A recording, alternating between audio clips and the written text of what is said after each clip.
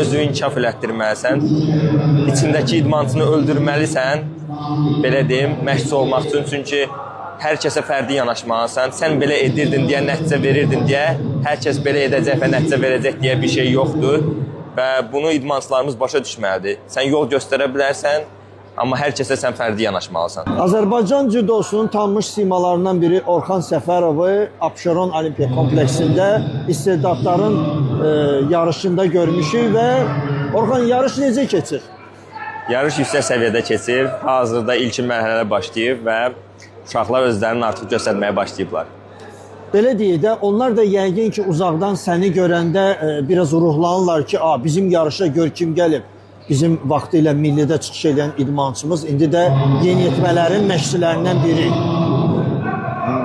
Bəli, mən bəzən görürəm ki, döşəkdə onlar güləşə-güləşə mənə də dönüb baxırlar. Və əlbəttə ki, xoşdur, amma uşaqları istəmirəm çaşdırım, bu elə fikirləri yarışda olsun.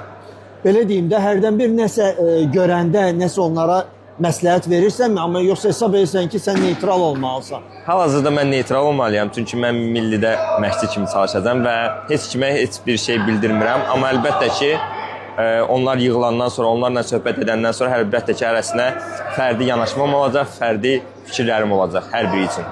Burada sənin akademiyanın uşaqlarından varmı?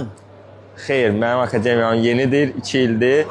Amma bizdə 2014-2015-ci illərin uşaqları arasında inşallah onlar olacaq. Məncə Orxan Səfərov çox sadə izah edə bilər ki, idmançıdan millinin məşqçi yolunu necə keçib, necə təhsil alıb, necə kurslara gedib, Yaponiyaya gedib və indi də hələ təhsil alır. Bəli, təhsil hələ də davam elətdirmək istəyirəm. Bunun üzərində düşünürəm və AGF Akademiyanın 2-ci məşqçilik levelində oxuyuram. Və əlbəttə ki, təhsil almaq çox gözəl bir şeydir. Mən ilk öncələri bunu başa düşmürdüm. Hamı, belə deyim, bu fikirdədir ki, yaxşı idmançı, yaxşı məşqçi olacaq deyə bir şey yoxdur. Mən də o fikirlə razıyam. Amma yaxşı məşqçinin, yaxşı təhsili, yaxşı keçmiş idmançı karyerası da olandan sonra bu ən möhtəşəm bir şey əvvələ gəlir. Mən elə düşünürəm ki, mənim oxumağa hələ çox şeylərim var ki, mən onları özümdə inkişaf elətdirməliyəm və inşallah ki, mən inkişaf elətdirib bunları özümü gələcəkdə uğurlu məşqçi kimi təsdiq edəcəm. Amma razısan da, çox da həmişə elə olmur ki, yaxşı idmançı, yaxşı məşqçi deməkdir. Əlbəttə ki, bu da nə zaman baş verir?